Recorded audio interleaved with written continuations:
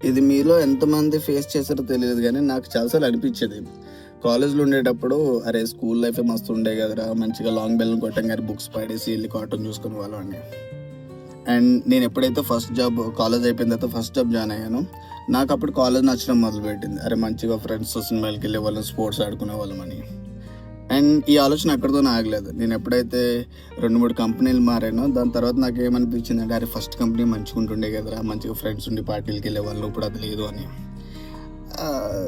తర్వాత నేను చాలా బాగా ఆలోచించి అసలు ఎందుకు ఇలాగ అనిపిస్తుంది అని ఒక రీసెర్చ్ చేస్తే తర్వాత నాకు తెలిసింది ఏంటంటే నాస్టాల్జియా భయ్యా. ఇదేం చేస్తుందంటే నీకు పాస్ట్‌లో జరిగిన మూమెంట్స్‌లోని ఓన్లీ మంచి మెమరీస్‌ని మాత్రమే పైకి తీసుకొచ్చి పిన్ చేసి పెట్టుకుంటది.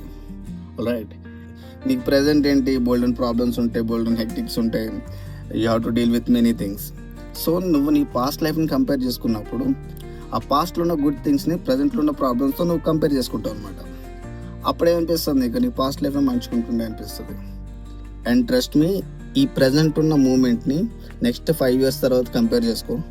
ఈ మూమెంట్ చాలా బెస్ట్గా ఉంటుండే అనిపిస్తుంది నీకు కూడా. నేనేం చెప్తున్నా అంటే ప్రజెంట్ కంపేర్ చేయడం మానేసాను bro. Don't wait for today to become the good old days. Start enjoying your life, every moment. Thank you.